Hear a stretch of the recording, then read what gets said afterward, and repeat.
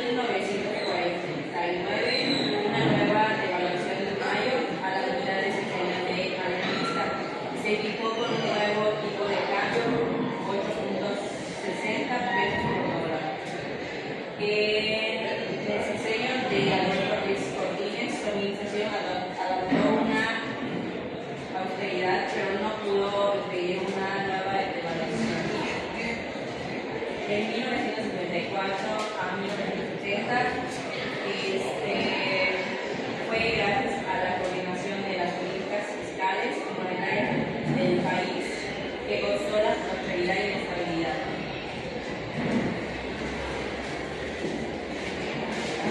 Continuamos con Adolfo López Mateos y Gustavo Díaz Ordaz.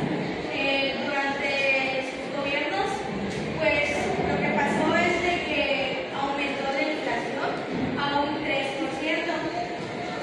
Y luego, gracias a su coordinación, mi país pues gozaron de prosperidad y también de estabilidad.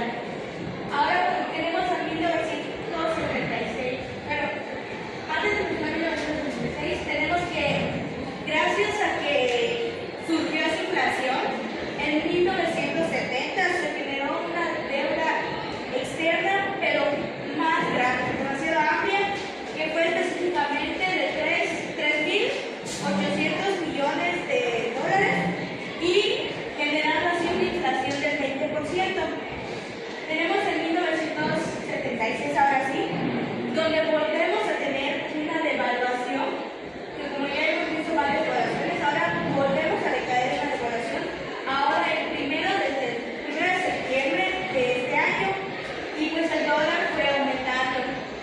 Ahora, con el sexenio de José López Portillo, en su gobierno, con la deuda externa que se había obtenido más de los ingresos y más lo que se solicitaban para una banca, pues todas las deudas que tenían externas a las que tenían ahorita para generar, se volvió a generar un mal gasto de 100 millones de dólares.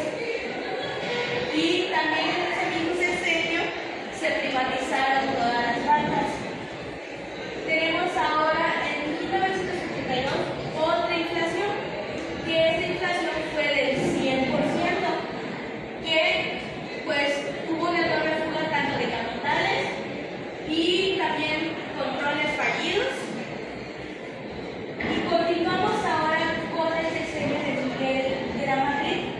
Este fue presidente desde 1982 hasta 1978, pero este abandonó todas las políticas estadísticas que dirigían los anteriores sexenios. Dejó atrás las maneras de cómo trabajaban los anteriores presidentes y él generó un recorte del presupuesto y aumentó el IVA y una audaz apertura. Continuamos con Carlos Salinas de Gortari. Él reprivatizó las bancas centrales y continuó con las empresas públicas, al igual buscó en extranjeros, buscó junto con la ayuda del TECMEC y diversas empresas. También tenemos en 1994 que el Banco de México por fin conquistó una autonomía, reformó una nueva constitución y fue aprobada hasta apenas un año en 1993. Y terminamos con del 2008 hasta el 2011, que se empezó a dar una crisis de Banco Central. ¿Qué quiere decir esto? Que conforme fuimos pasando hubo inflaciones, hubo devaluaciones, pero donde tocó fondo fue del 2008 al 2011, donde se fue como que un 100% que generó gastos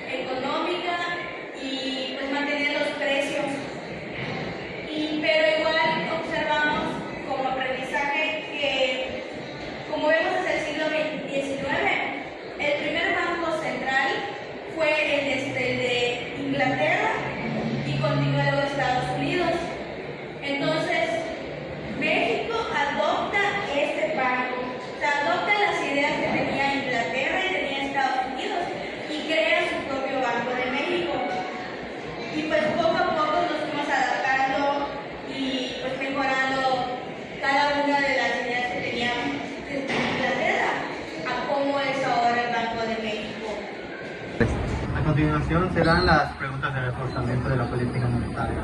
La primera pregunta es, para Jorge Wickett, ¿qué es la política monetaria? Es el conjunto de acciones que toman las autoridades monetarias como el Banco Central para controlar la cantidad de dinero en circulación y las tasas de intereses con el fin de influir en variables microeconómicas como la inflación, el empleo y el crecimiento económico. También destaca que a través del manejo de los instrumentos como la tasa de interés, las operaciones de mercado abierto y el encaje bancario, la política monetaria busca lograr la estabilidad económica general. La segunda pregunta es, ¿cuál es el objetivo básico en la política monetaria? Es mantener la estabilidad de precios. Eso significa controlar la inflación para preservar el poder adquisitivo de la moneda. También existen otros objetivos complementarios como fomentar el crecimiento económico, reducir el desempleo, estabilizar el tiempo de cambio, promover la estabilidad del sistema financiero, entre otros. Continuamos con la tercera pregunta, que es, en el mundo actual, ¿cuáles son considerados los objetivos de la política monetaria? Las políticas de estabilización buscan mantener tanto un nivel efectivo suficiente para alcanzar el nivel. Sus objetivos deben ser la estabilidad de los precios, fomentar el crecimiento económico, reducir los desempleos y la estabilidad del tipo de cambio. Su idea es mantener las condiciones que permitan un desarrollo económico sin grandes fluctuaciones. Luego tenemos la pregunta número 4, que es ¿cuáles son los sujetos o agentes encargados de aplicar la política monetaria? Estos son el Banco Central, que está facultado para manipular los instrumentos monetarios que regulan la liquidez. Y el número 2 es el gobierno, que es a través del respectivo Ministerio de Economía o de Finanzas. Y la pregunta 5 dice, en lo general, ¿quién es el encargado de establecer los objetivos de la política monetaria? Y este vendría siendo lo que es el gobierno. Bueno, la pregunta 6 es, ¿qué es lo que pretende lograr el gobierno al establecer objetivos económicos en la política monetaria?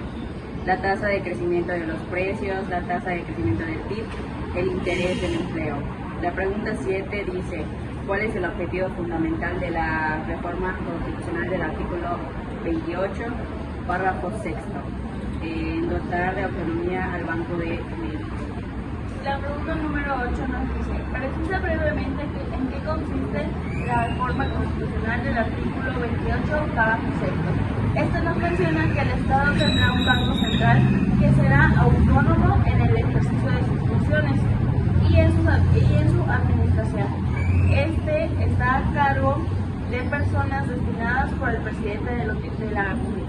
Tenemos la pregunta número 9, que ¿cuál es la ley que rige el órgano ordenador llamado Banco de México?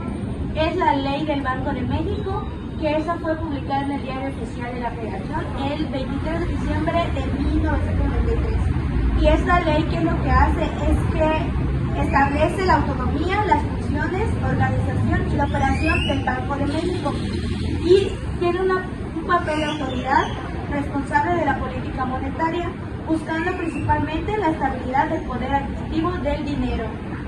Tenemos como pregunta número 10, ¿cuáles son los instrumentos primarios de la política monetaria? Y precisa cada uno. Los instrumentos son las operaciones de mercado abierto, que es la compra y venta de los valores por parte de un banco central. También tenemos la operación de